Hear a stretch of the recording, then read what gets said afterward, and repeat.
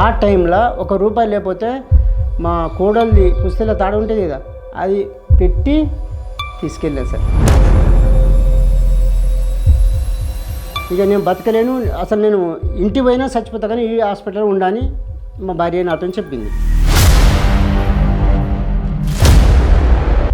నా భార్య ఎప్పుడు చచ్చిపోతుందో అని నాకే ఎవరికి తెలియదు. ఇల్లు నేనే కట్టినా సార్.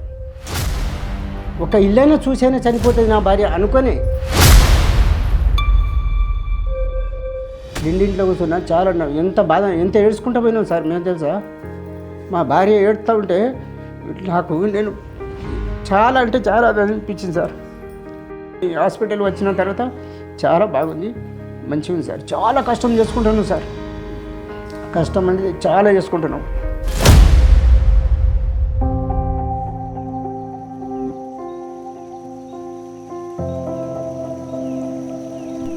ఈ సృష్టిలో కడవరకు తోడుండే బంధం ఏదైనా ఉంది అంటే భార్యాభర్తల బంధం మాత్రమే. ధర్మార్థ కామములలోన ఏనాడు నీ తోడు ఎన్నడు నే విడిచిపోను.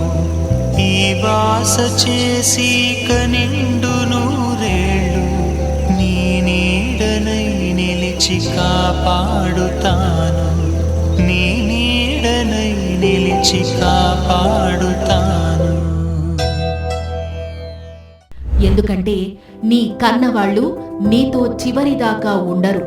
కూతురు కూడా ఏదో ఒక రోజు పరాయి ఇంటికి వెళ్ళక తప్పదు. కన్న కొడుకు చూస్తాడనే నమ్మకం కూడా గ్యారంటీగా లేదు. కానీ నీ భార్య మాత్రమే నీ కష్ట సుఖాల్లో పాలు పంచుకుంటూ నిన్ను కంటికి రెప్పలా చివరి వరకు చూసుకుంటుంది. అందుకే భార్యని బాగా చూసుకోవాలి, గౌరవించాలి, ప్రేమించాలి. ఈ మాటలను నిజం చేసిన ఒక భర్త పునర్జన్ సాయంతో తన భార్యను క్యాన్సర్ కోరల్లో నుంచి ఎలా కాపాడుకున్నాడో తెలియాలంటే ఈ కథ మీరు వినాలి. కపూర్ నాయక్ తండా తెలంగాణ రాష్ట్రం సిద్దిపేట జిల్లా అక్కన్నపేట మండలంలోని ఒక చిన్న మారుమూల గ్రామంలో బానోత్ మల్లు నాయక్ తన భార్య లక్ష్మి, కొడుకు, కోడలు, మనవరాళ్లతో కలిసి ఎంతో ఆనందంగా జీవనం కొనసాగిస్తున్నారు.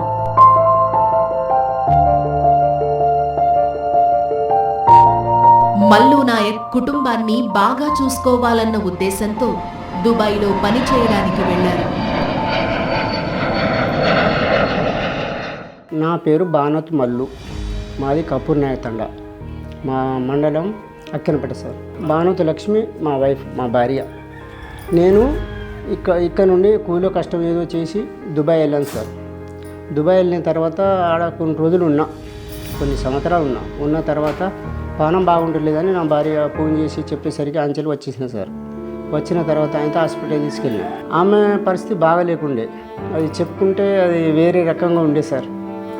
బాగలేదు, ఎప్పుడు బెడ్ మంచి చెడు అట్లా వేరే రకంగా ఉండేసరికి అయితే హాస్పిటల్ తీసుకుపోయి ఆడ చెకప్ వాళ్ళు చేశారు. చేసిన తర్వాత వేరే హాస్పిటల్ రాసిరు వాళ్ళు, మళ్ళీ ఎవరు ఈ సిద్దిపేటలు. ఆ టైంలో ₹1 లేకపోతే మా కోడలిది పుస్తల తాడు ఉంటుంది కదా, అది పెట్టి తీసుకెళ్ళాను సార్.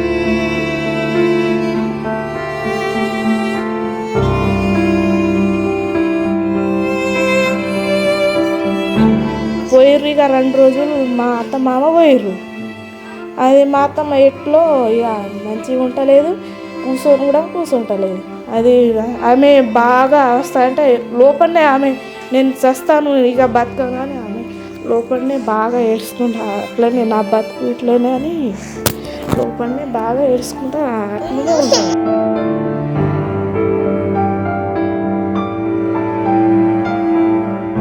అక్కడ ఆమెను చెక్ చేసిన వైద్యులు గర్భసంచిలో గడ్డ ఉందని చెప్పి పెద్ద హాస్పిటల్కు వెళ్లాలని సూచించారు.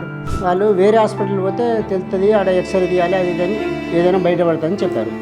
దీంతో ఆయన ఆమెను పెద్ద హాస్పిటల్కు తీసుకువెళ్లారు. పెద్ద హాస్పిటల్లో ఆమెకు పరీక్షలు చేసిన వైద్యులు సర్వికల్ క్యాన్సర్ అని నిర్ధారించారు.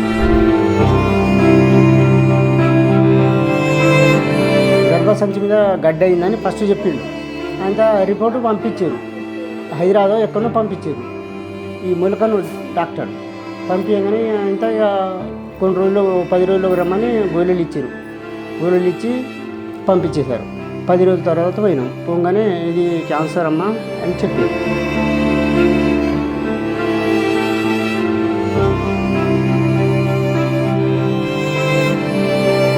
అది విన్న మల్లు నాయక్ గారి ప్రపంచం ఒక్కసారిగా తల్లకిందులయ్యింది. ఎందుకంటే ఆయన తన భార్య పిల్లలు బాగుండాలని దుబాయ్ వెళ్లి సంపాదిస్తుంటే తన భార్యకి క్యాన్సర్ రావడం అనేది ఆయన మనసును ఎంతగానో గాయపరిచింది.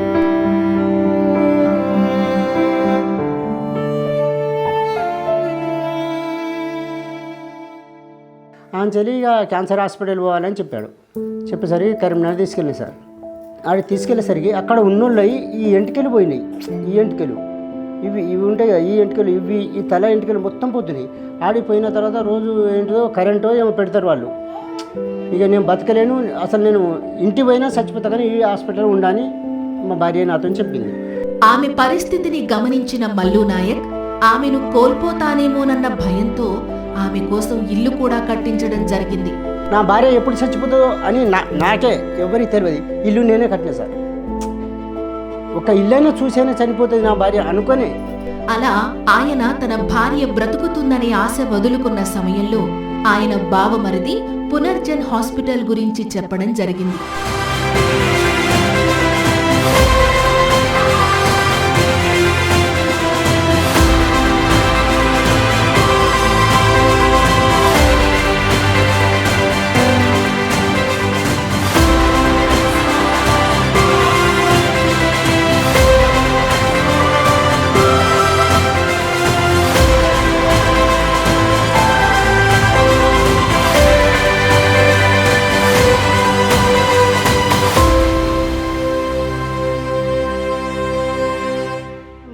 బామ్మర్ది ఎస్పీ నాయక్ అని హైదరాబాద్లో సిటీలో ఉంటుంది సార్. ఆయనకు మన హాస్పిటల్ ఎరక ఇది పూర్ణజన్మ హాస్పిటల్ మియాపూర్లో ఉందని ఆయనకు తెలిసి ఆయనతో ఆంచలే కారు పట్టుకొని వచ్చింది సార్. కారు పట్టుకొని వచ్చి ఈంచెలి మన హాస్పిటల్ తీసుకొని వచ్చాను సార్. అప్పుడు ఆయనకు పునర్జన్ ఎడారిలో ఓయాసిస్సులా అనిపించి ఆయన వెంటనే హైదరాబాద్లోని పునర్జన్ హాస్పిటల్కు రావడం జరిగింది. ఇక్కడికి వచ్చి మెడిసిన్ వాడిన 3 నెలల్లోనే మల్లు నాయక్ తన భార్య ఆరోగ్యంలో మార్పులు గమనించి ఎంతగానో ఆశ్చర్యపోయారు. 3 నెలలకే చాలా మంచి అయిపోయింది మా భార్య.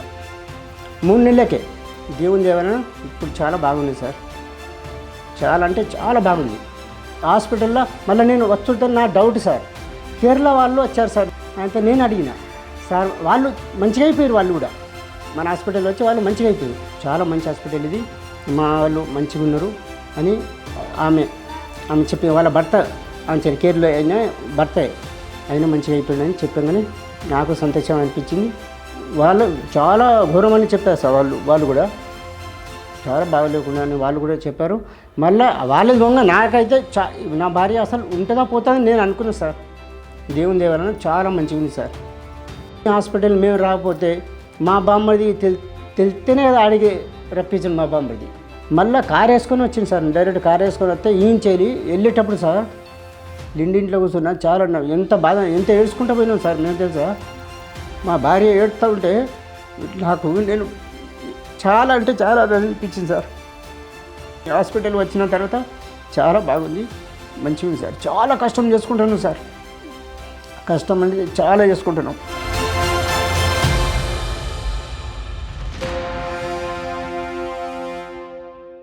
ఇంతకు ముందు సరిగ్గా తినలేని ఆమె ఇప్పుడు బాగా తినగలగడం, యాక్టివ్గా ఉండి ఆమె పనులు ఆమె చేసుకోవడంతో ఆయన కాస్త ఊపిరి పీల్చుకున్నారు. దీంతో ఇప్పుడు మల్లు నాయక్ కుటుంబం అంతా చాలా సంతోషంగా ఉన్నారు. భోజనం కూడా కరెక్ట్ తినపోయేది. ఇప్పుడు చాలా మంచిగా ఉన్నాం సార్. చాలా మంచిగా అయిపోయింది. నా పేరు శ్రీను, మా అన్న మల్లు, మా వదిన లక్ష్మి. ఇంటికి వచ్చినాక పానం మంచిగా ఉంటుందా వదిన అంటే పానం మంచిగా ఉంది. మళ్ళీ కొంచెం బాగానే ఉంది ఇప్పుడు. మనం అప్పుడు కొంచెం బాగా నల్లగా ఉండే, అంటే ఎర్ర మనిషే కానీ అప్పుడు నల్లబడి ఉండే, కొంచెం బక్కగా ఉండే. ఇప్పుడు సంవత్సరంన్నర అట్లే తిరుగుడు మొదలు. సంవత్సరంన్నర తిరిగిన తర్వాత ఇప్పుడు 6 నెలలు టాబ్లెట్ వాడితేనే ఇప్పుడు మంచిగా అయినాయి. ఇప్పుడు 2.5-3 సంవత్సరాలు అవుతుంది, బాగానే ఉంది. ఇది తన భార్యను కోల్పోతానేమో అని భయపడిన ఒక భర్తకు పునర్జన్ ఇచ్చిన ధైర్యం కథ. పునర్జన్ సాయంతో సర్వికల్ క్యాన్సర్ను జయించిన ఒక ఇల్లాలి విజయ గాథ ఇది. ఇప్పుడైతే చాలా సంతోషం సార్, దేవుని దేవాలన మంచిగా అయింది. వేరే హాస్పిటల్ ఉంటే వాస్తవం చెప్తున్నా బతకపోవు, ఇక అంతే నిజంగా చెప్తున్నా. ఎందుకంటే అసలు నా భార్య బతకదని అనుకున్నా సార్, అలా అనుకున్నా. ఎక్కడ ఏం లేదు, మన హాస్పిటల్ రాకపోతే అసలు బతికేదే కాదు, ఇక మర్చిపోదాం ఎప్పుడో.